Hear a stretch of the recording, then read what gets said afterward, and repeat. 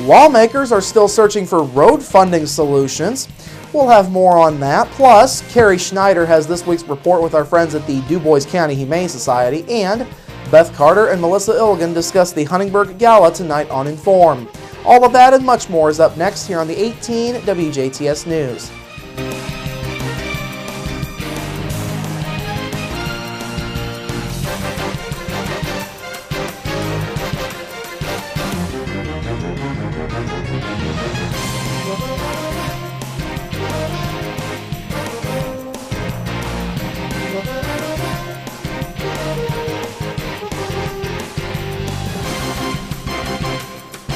Hello, I'm Bradford Raths. We begin tonight with a pair of area mayors set to state their case in the ongoing fight between municipal utilities and rural electric cooperatives over territory. Tomorrow, Huntingburg Mayor Denny Spinner will be among a handful of mayors heading to the State House in Indianapolis to testify on the issue before the House Subcommittee on Utilities. Jasper Mayor Terry Seitz will also be testifying tomorrow. Now, this battle began with a bill in the Senate known as Senate Bill 309. The bill would ban cities and towns from providing electrical service to any areas that they annex after May 12th of this year. The bill passed out of the Senate last month by a vote of 42-7. Local Senators Mark Messmer and Aaron Houchin voted in favor of that bill, which is now in the House awaiting the hearings and a later vote. Senate Bill 309 is widely viewed as being favorable to the RECs and investor-owned utilities. Du Bois REC General Manager Don Book says the bill remains necessary to keep the RECs competitive. Meanwhile, Spinner says cities and towns are asking for a provision in the bill that would make things work for all parties. What the municipal utilities are proposing is a next step, that if there is an impasse there, that there is a next step, that the citizens in that area could petition the IURC, the Indiana Utility Regulatory Commission, and have them review the documents and make a decision based on the facts of where the best service for the customer is, be it the municipal or the REC. Spinner says his testimony will be focused largely on how the bill would impact Huntingburg's development efforts related to Stellar Communities projects. He says on that note, local governments play a key role in economic development, a role that would be hindered if this bill would pass. One of the great opportunities of being in local government, but also one of the great challenges is the decisions you make in that boardroom on Thursday night. You got to go to the grocery store or the restaurant or the church next weekend and face those people who you may have just made a decision that they may not be happy with. So those decisions are taken very, very seriously on the local level.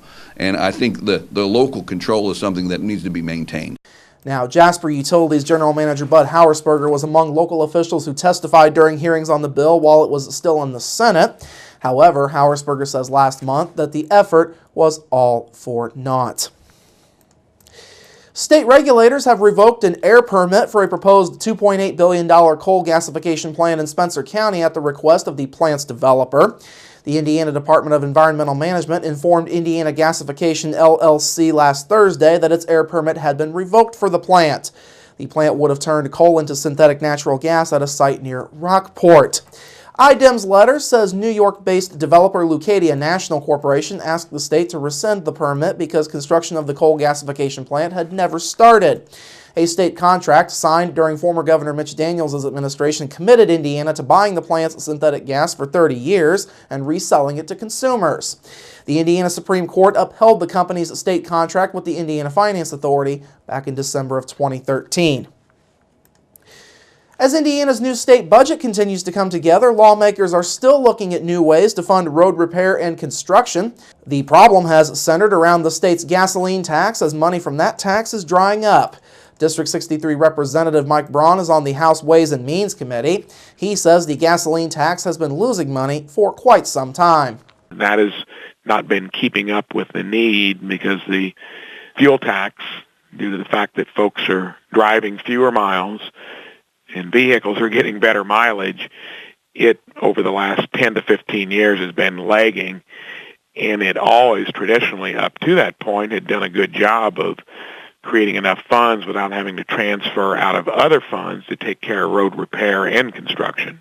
Studies have shown that revenue from Indiana's gasoline tax came in at $527 million last year. That's down from $582 million in 2004. Brown says another problem with road funding has been trying to find ways to raise the funds without punishing taxpayers. Most polling indicates that 70% of Hoosiers feel that our roads need not only better repair, but we need some new construction. And you also do a poll, and 70% don't want to raise taxes to do it. So that's one of the other complicating features. Braun says state officials will also have to work to get road funding from alternative fuel vehicles heading into the future.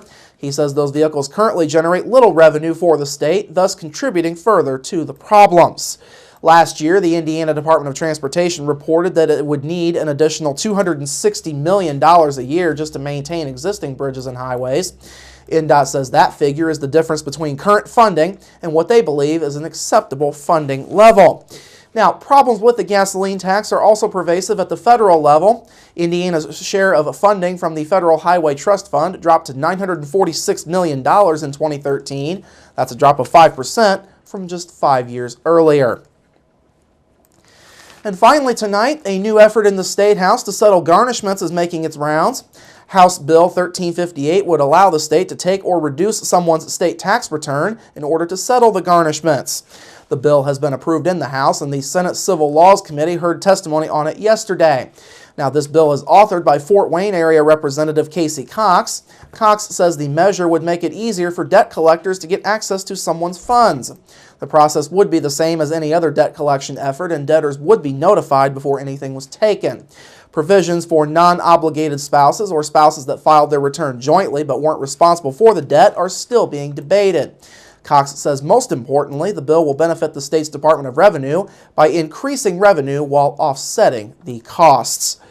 All right, coming up after the break, Carrie is next with our friends at the Dubois County Humane Society. Plus, sunshine is in store for tomorrow after a rainy day today, and what you need to know about the Huntingburg Gala. We're back after this.